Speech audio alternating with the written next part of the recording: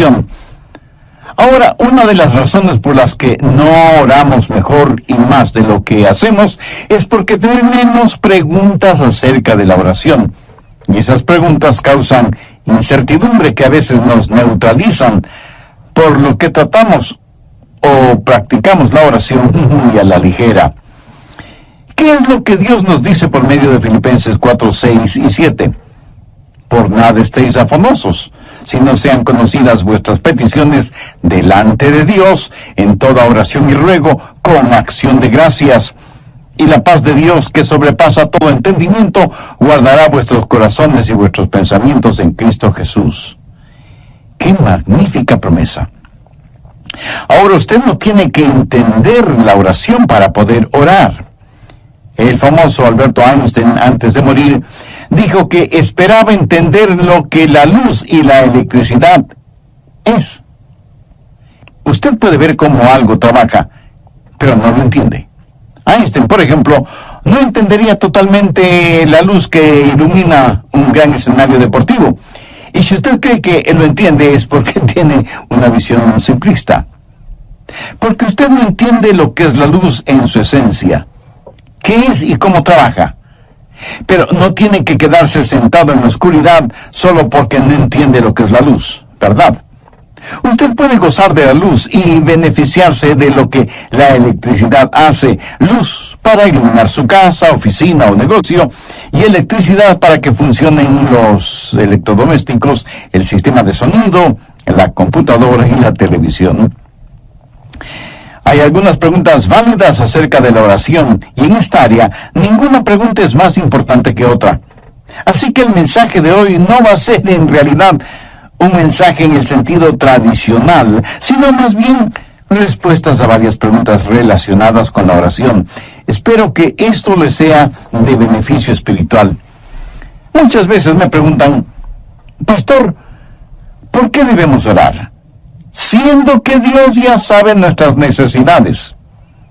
¿Por qué decirle lo que Él ya conoce? ¿O pedirle que haga lo que Él ya ha determinado hacer?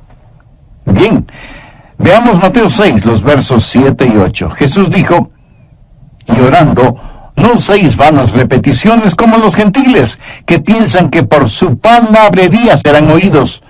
No os hagáis pues semejantes a ellos, porque vuestro Padre sabe de qué cosas tenéis necesidad antes de que vosotros le pidáis. Entonces, si Dios ya lo sabe, ¿por qué pedirle algo que Él ya conoce? Óigame, no oramos para impresionar a Dios.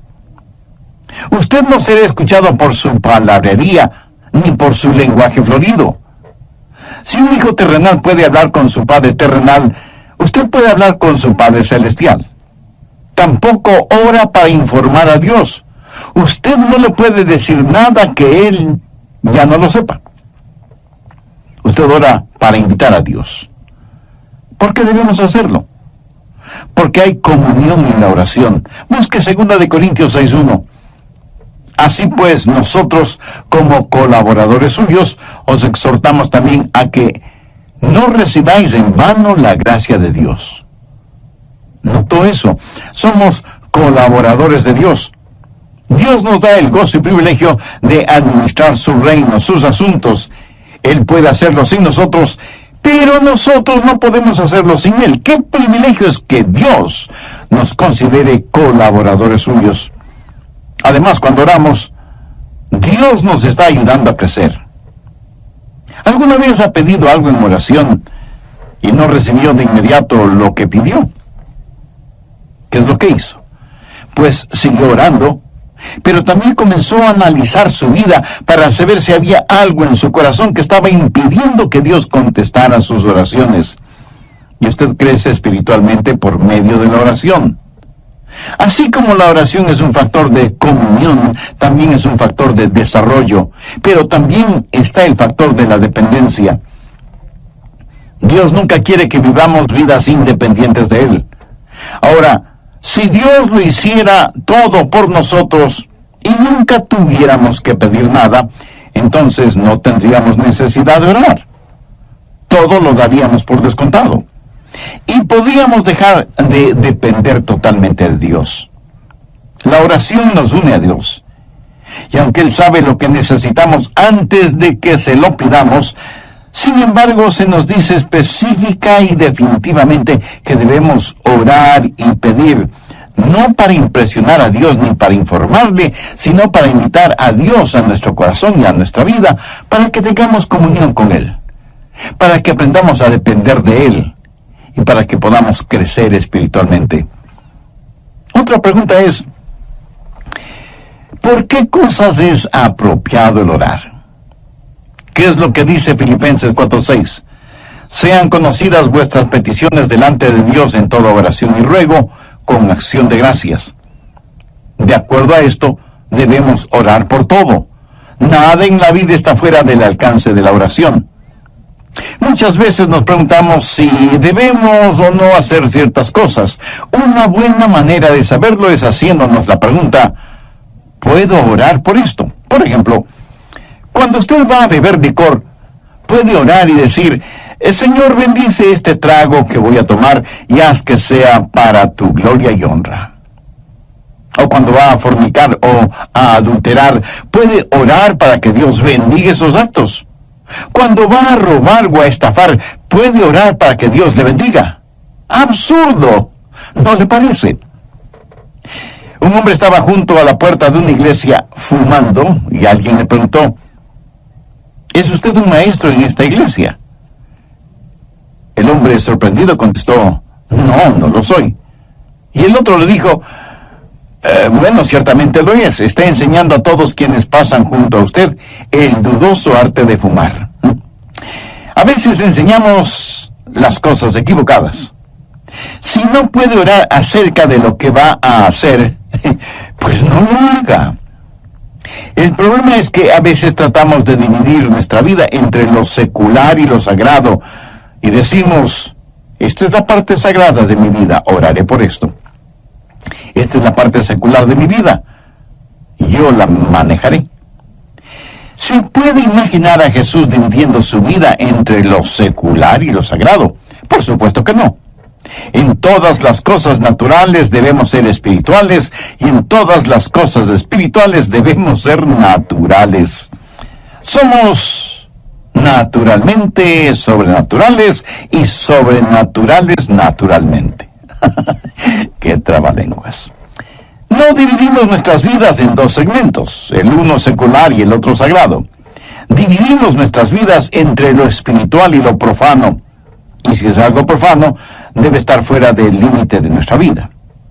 Si es algo espiritual, oramos al respecto, ya sea que eso esté en un nivel natural o sobrenatural. Ahora, ¿por qué cosas debemos orar?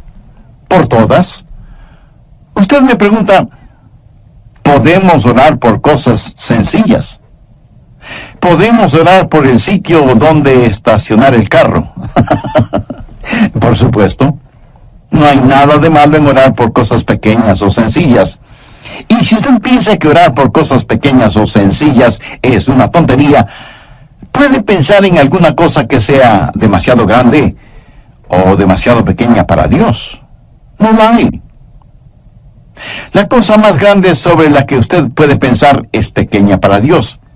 Y si las cosas pequeñas son importantes para usted, serán también importantes para Dios. Pastor, usted dice que hay que orar por todo. Suponga que hay algo que quiero y sé que no es la voluntad de Dios. ¿Debo orar por eso?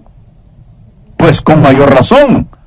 Dígale a Dios, Dios, algo no está bien en mí. Estoy deseando algo que es en contra de tu voluntad. Ayúdame a desechar ese deseo. Y ore con sinceridad. Sean conocidas vuestras peticiones delante de Dios en toda oración y ruego con acción de gracias. Pastor Rogers, ¿oye Dios las oraciones de una persona no salva?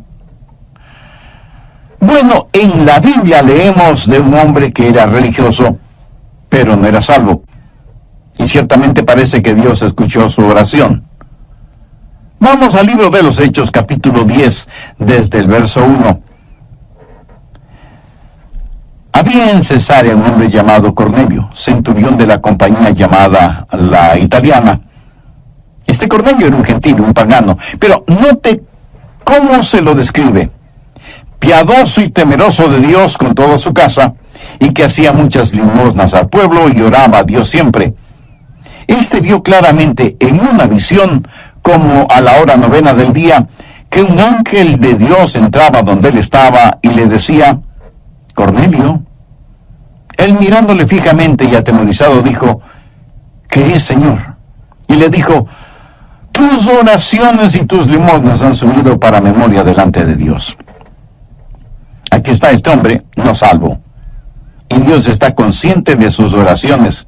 Entonces, ¿cuál es la diferencia entre un hijo de Dios que puede orar en el nombre de Jesús y un hombre no salvo para que Dios tenga misericordia? Dios ha dado promesas al Hijo de Dios en oración que no se las ha dado al no salvo. Veamos si puedo ilustrar esto. El presidente de un banco puede dar dinero para obras de caridad. No tiene que hacerlo. No hay ninguna ley que diga que debe hacerlo.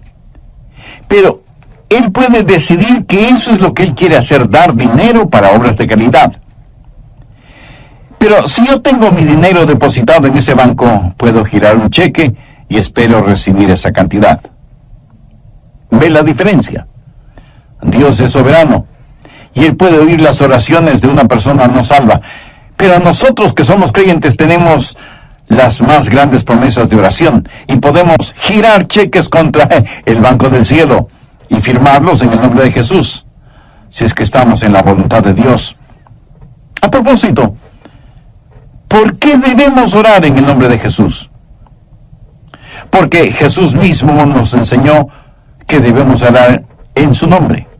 En Juan 14, los versos 13 y 14, Jesús dijo: y todo lo que pidiereis al Padre en mi nombre, lo haré, para que el Padre sea glorificado en el Hijo.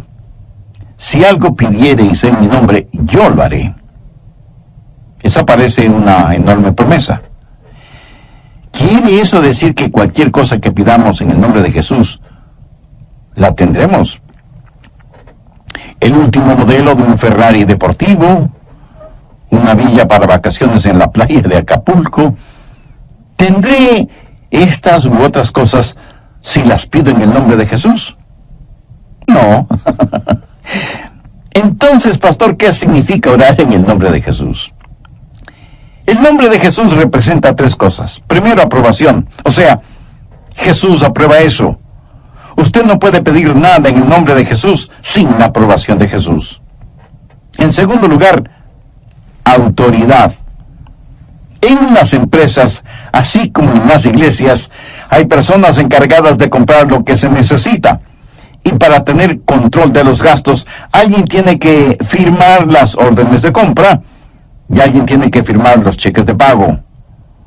Usted no puede simplemente ir a un lugar y decir: quiero esto y esto en el nombre de mi empresa o de mi iglesia. Usted debe tener algo que le autorice. Alguna autoridad debe estar respaldando su pedido. Orar en el nombre de Jesús significa que usted tiene una orden de compra que ha sido aprobada y firmada por Jesús. Ahora, hay que tener mucho cuidado con gente inescrupulosa que, utilizando el nombre de Jesús, se aprovecha de la ingenuidad, de la credulidad, de la falta de discernimiento de muchas personas, aún de creyentes, para, con el cuento de en el nombre de Jesús y para ayudar a los demás, robarles el dinero. Lobos disfrazados de ovejas. Orar en el nombre de Jesús significa que es algo que Él ha aprobado, que Él ha autorizado, y tercero, algo con lo cual le aclamamos. Es para su honor, es para su gloria. Ahora, no todas las oraciones que se hacen en el nombre de Jesús son en realidad en el nombre de Jesús. Por ejemplo, veamos Hechos 19, los versos del 13 al 17. Pero algunos de los judíos exorcistas ambulantes intentaron invocar el nombre del Señor Jesús sobre los que tenían espíritus malos, diciendo: os conjuro por Jesús, el que predica Pablo. Había 7 hijos de un tal Esceva, judío, jefe de los sacerdotes, que hacía esto. Pero respondiendo el espíritu malo, dijo: A Jesús conozco y sé quién es Pablo. Pero vosotros, ¿quiénes sois? Y el hombre en quien estaba el espíritu malo, saltando sobre ellos y dominándolos, pudo más que ellos, de manera que huyeron de aquella casa desnudos y heridos. Esto fue notorio a todos los que estaban en Éfeso, así judíos como griegos, y tuvieron temor todos ellos, y era magnificado el nombre del Señor Jesús. ¿Qué es lo que esos 7 mercaderes espirituales estaban haciendo? Dijeron a los demonios: en el nombre de Jesús, del cual Pablo predica, te conjuramos a que salgas de este hombre. ¿Qué hay de malo en eso? Que no lo hicieron en el nombre de Jesús, porque ellos no conocían a Jesús. ¿No se atreve usted a pedir algo en el nombre de Jesús? Del Jesús que Adrián predica. Usted debe decir: en el nombre del Jesús que conozco y que es el Señor de mi vida. Usted no tiene ningún derecho de falsificar su nombre en cualquier cheque y orar por cualquier cosa que está fuera de la voluntad de Dios y del liderazgo del Espíritu Santo. Oramos siempre en el nombre de Jesús, del Jesús que conocemos como nuestro Salvador y Señor. ¿Nos da Dios siempre lo que pedimos? No. Y debemos agradecerle por eso. ¿Alguna vez le ha dado gracias a Dios porque no contestó sus oraciones? Pues mi amigo, debería. Veamos una interesante oración de Moisés en el libro de Números, capítulo 11, los versos del 11 al 15. Y dijo Moisés a Jehová: ¿por qué has hecho mal a tu siervo? ¿Y por qué no he hallado gracia en tus ojos, que has puesto la carga de todo este pueblo sobre mí? ¿Concebí yo todo este pueblo? ¿Lo engendré yo para que me digas: llévalo en tu seno, como lleva la que cría al que mama, a la tierra de la cual juraste a sus padres? ¿De dónde conseguiré yo carne para dar a todo este pueblo? Porque lloran a mí diciendo: danos carne que comamos. Yo no puedo solo soportar a todo este pueblo, que me es pesado en demasía. Y si así lo haces tú conmigo, yo te ruego que me des la muerte, si he hallado gracia en tus ojos, y que yo no vea mi mal. Esa fue su oración. Eso es lo que Moisés le pidió a Dios, que le quitará la vida. ¿Contestó Dios esa oración? No. Dios sabía que Moisés estaba sumamente presionado, y no era el primer caso de estrés en la Biblia. Moisés estaba preocupado por sí mismo. Estaba sintiendo el síndrome de la autoconmiseración. Algunas veces pedimos a Dios cosas equivocadas, y es por eso que Dios no nos contesta, y debemos agradecerle por eso. Ahora veamos Mateo 20, los versos del 20 al 22. Entonces se le acercó la madre de los hijos de Zebedeo con sus hijos, postrándose ante él y pidiéndole algo. Él le dijo: ¿qué quieres? Ella le dijo: ordena que en tu reino se sienten estos 2 hijos míos, el uno a tu derecha y el otro a tu izquierda. Entonces Jesús respondiendo dijo: ¿no sabéis lo que pedís? ¿Podéis beber del vaso que yo he de beber y ser bautizados con el bautizo que yo soy bautizado? Y ellos le dijeron: podemos. Pero ellos, Santiago y Juan, ni sabían ni podían. Ahora, note que el pedido para estar a la izquierda y a la derecha de Jesús en su reino no provino de ellos, sino de su madre. Y como toda buena madre, ella quería lo mejor de lo mejor para sus hijos. Y claro, muchas veces un amor ciego nos puede llevar a cometer actos egoístas. Muchas veces pedimos a Dios cosas que pensamos son buenas y correctas, pero sencillamente no lo sabemos. Esa es la razón por la que el Espíritu Santo tiene que interceder con gemidos que no pueden ser expresados. A veces pedimos y nuestra oración no es contestada. ¿Por qué? La respuesta es simple: porque hay pecado en nuestra vida. Veamos Isaías 59:2. Pero vuestras iniquidades han hecho división entre vosotros y vuestro Dios, y vuestros pecados han hecho ocultar de vosotros su rostro para no oír. Salmo 66:18. Si en mi corazón hubiese yo mirado a la iniquidad, el Señor no me habría escuchado. Note que el salmista no dice, si he pecado, el Señor no me escuchará. Pero aún la inclinación del corazón hacia lo malo ya es pecado, y Dios no nos escuchará. Si Dios contestara la oración de una persona que tiene iniquidad en su corazón, ¿sabe lo que Dios estaría haciendo? Animándonos a pecar. La razón por qué algunos no reciben contestación a sus oraciones no es porque piden lo que no deben pedir, sino porque hay pecado en sus vidas, pero no quieren reconocer la existencia de ese pecado. ¿Qué acerca de su hogar? Esposos y esposas, ¿fueron ustedes casados por un juez de paz o por el secretario de guerra? Veamos 1 Pedro 3:7. Vosotros, maridos, igualmente, vivid con ellas sabiamente, dando honor a la mujer como a vaso más frágil y como a coherederas de la gracia de la vida, para que vuestras oraciones no tengan estorbo. La clase de relación que usted mantenga con su cónyuge puede ser la razón de que sus oraciones no sean contestadas. Recuerde que si no aprendemos a perdonar a otros, Dios no nos perdonará a nosotros. A veces me preguntan, pastor, ¿cambia la oración la mente de Dios? Esta es una pregunta muy importante. Con claridad siempre respondo, no, la oración no cambia la mente de Dios. La oración no es para vencer la resistencia de Dios. La oración es para conocer y obedecer la voluntad de Dios. Veamos lo que dice en 1 de Juan 5:14. Y esta es la confianza que tenemos en Él, que si pedimos alguna cosa conforme a su voluntad, Él nos oye. La única cosa que está fuera del alcance de la oración es aquella que está fuera de la voluntad de Dios. Dios no cambia. Usted no puede cambiar a Dios con sus oraciones, ni yo con las mías. ¿Por qué? Vamos a 1 de Samuel 15:29. Además, el que es la gloria de Israel no mentirá, ni se arrepentirá, porque no es hombre para que se arrepienta. Esto significa que Dios nunca cambia, y en Malaquías 3:6 leemos, porque yo, Jehová, no cambio. Cuando oramos, Dios hará cosas que no las hará si es que no oramos.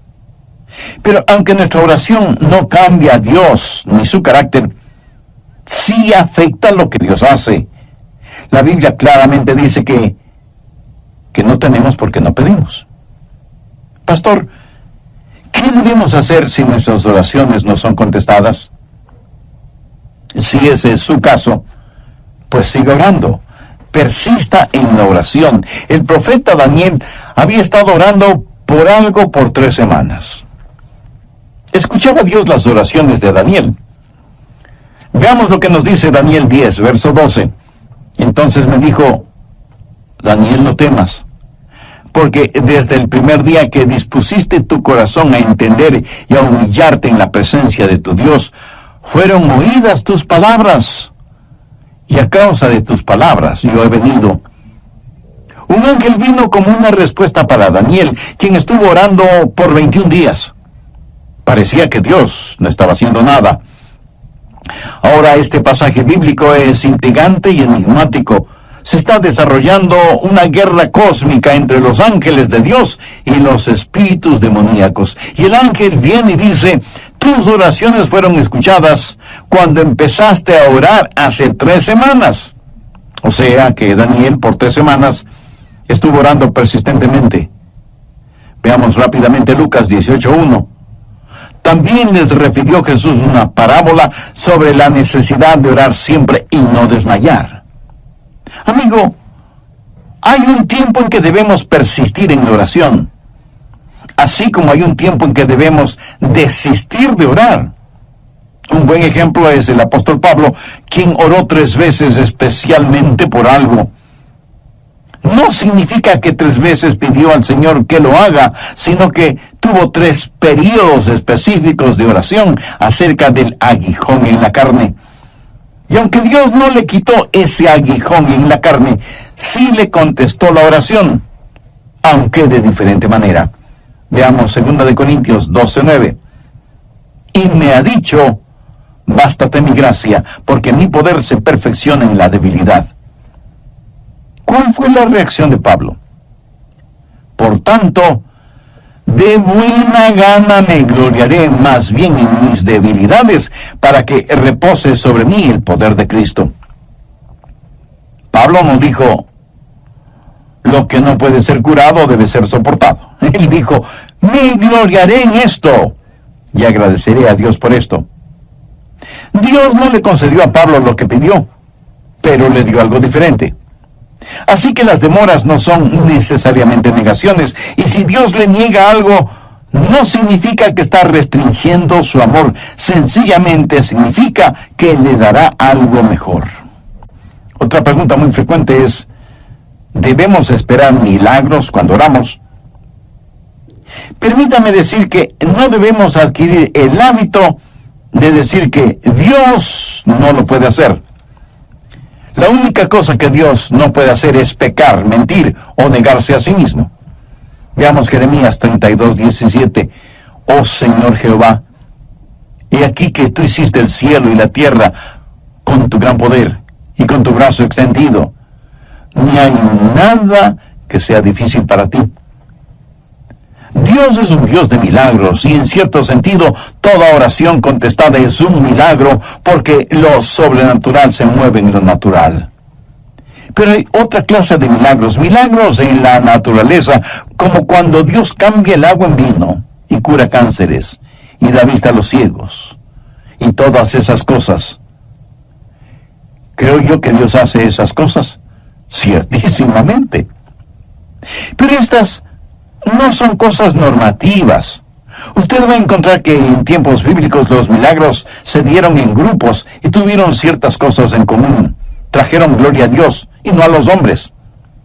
Validaron las demandas o la identidad de Dios y promovieron la obra de Dios en forma muy significativa. Dios es un Dios de poder y un Dios de milagros. Y si Dios tiene un milagro para usted, le dará un milagro de fe. Y aunque no hago de lado los milagros, sí debo decir que no son normativos. Desde mi punto de vista muy personal, si Dios nos da el milagro más extraordinario, que es el perdón de nuestros pecados, la salvación y la vida eterna, ¿qué otro milagro podría ser más grande que este? Pastor Rogers, ¿pueden nuestras oraciones pasar por encima de la voluntad de otra persona?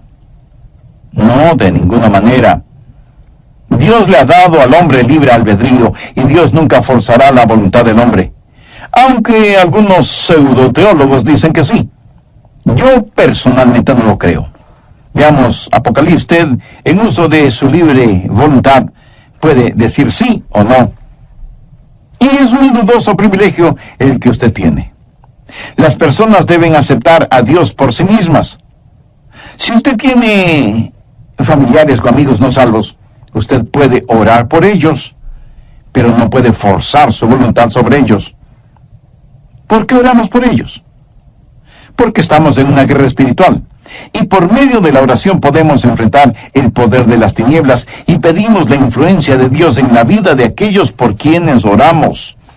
En el capítulo 17 de Mateo, los versos del 14 al 21, relatan la historia de un muchacho lunático. El padre había llevado a su hijo enfermo a los apóstoles, pero ellos no lo habían podido sanar. Por eso ahora buscan la ayuda de Jesús. En el verso 18 leemos: y reprendió Jesús al demonio, el cual salió del muchacho, y éste quedó sano de...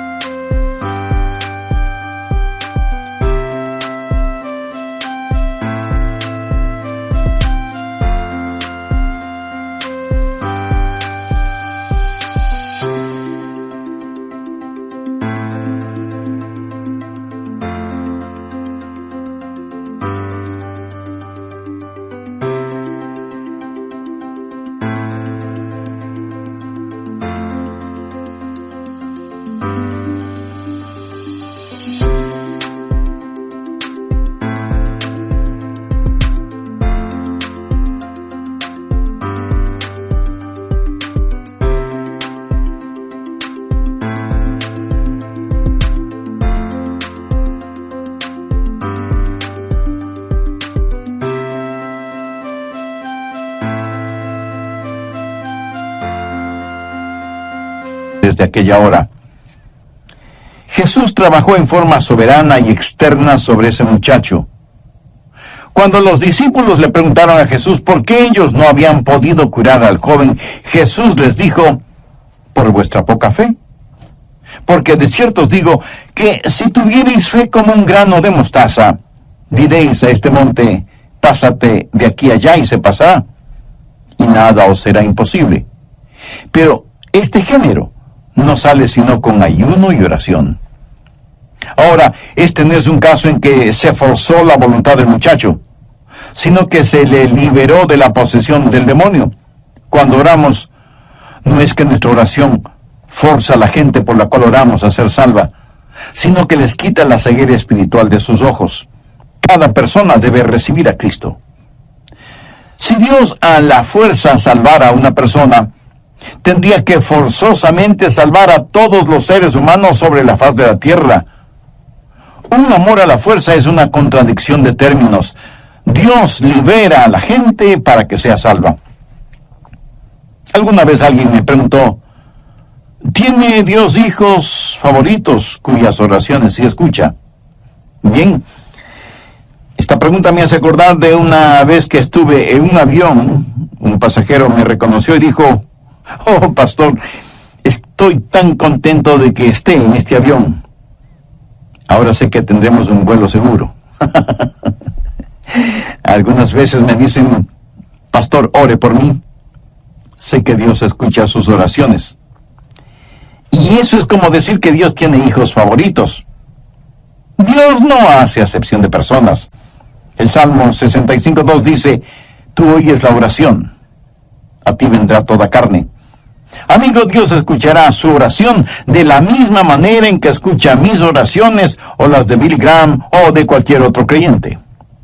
Ahora, si tengo una necesidad de oración, hay ciertas personas a las que pido se unan conmigo en oración. Esas personas son más íntimas conmigo, y es bueno tener amigos íntimos. Estoy seguro que usted también los tiene, ¿verdad? Dios tiene intimidad con sus hijos, pero Dios no tiene hijos favoritos. Y todos quienes conocen y aman al Señor Jesucristo pueden orar sin excepción de personas. Finalmente, una pregunta muy frecuente es: ¿cómo puedo conocer la voluntad de Dios en oración? Bien, recuerden lo que ya dije: nada está fuera del alcance de la oración, sino aquello que está fuera de la voluntad de Dios. Veamos 1 de Juan 5, versos 14-15. Y esta es la confianza que tenemos en Él, que si pedimos alguna cosa conforme a su voluntad, Él nos oye. Y si sabemos que Él nos oye en cualquier cosa que pidamos, sabemos que tenemos las peticiones que le hayamos hecho.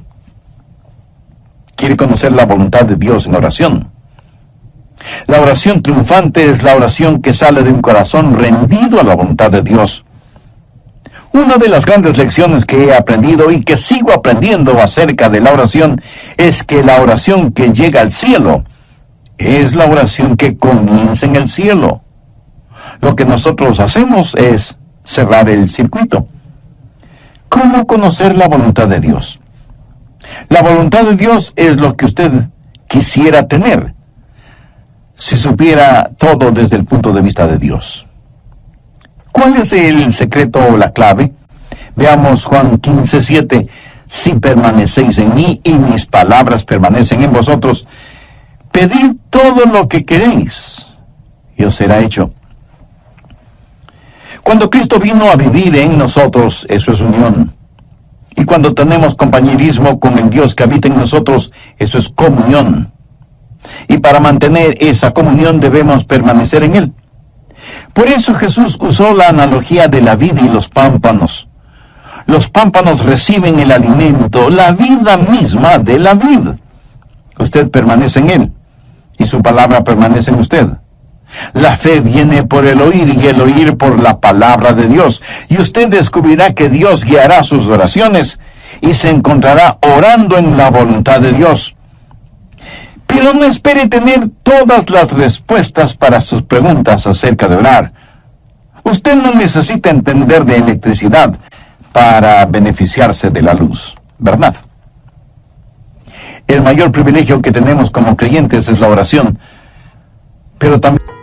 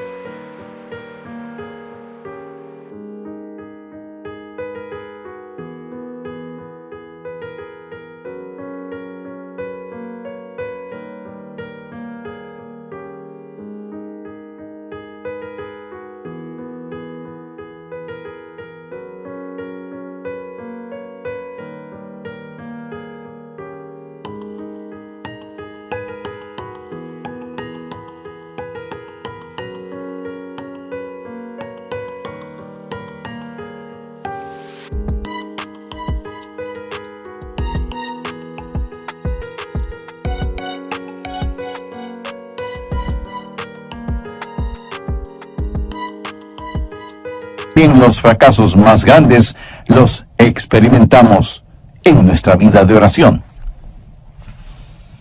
Pablo dice en Filipenses 4:6, por nada estéis afanosos, sino sean conocidas vuestras peticiones delante de Dios en toda oración y ruego, con acción de gracias. Las respuestas contestadas son para los hijos de Dios. Usted no puede orar en el nombre de Jesús si es que no es un creyente. Y aunque Dios puede escuchar las oraciones de una persona no salva, no ha prometido hacerlo. Ser un hijo de Dios significa haber recibido a Cristo como su Salvador y Señor en forma personal. Si usted todavía no es salvo, no quisiera hacerlo ahora mismo. Diga conmigo la siguiente oración. Querido Dios, soy un pecador y estoy perdido. Necesito y quiero ser salvo. Señor Jesús, tú prometiste salvar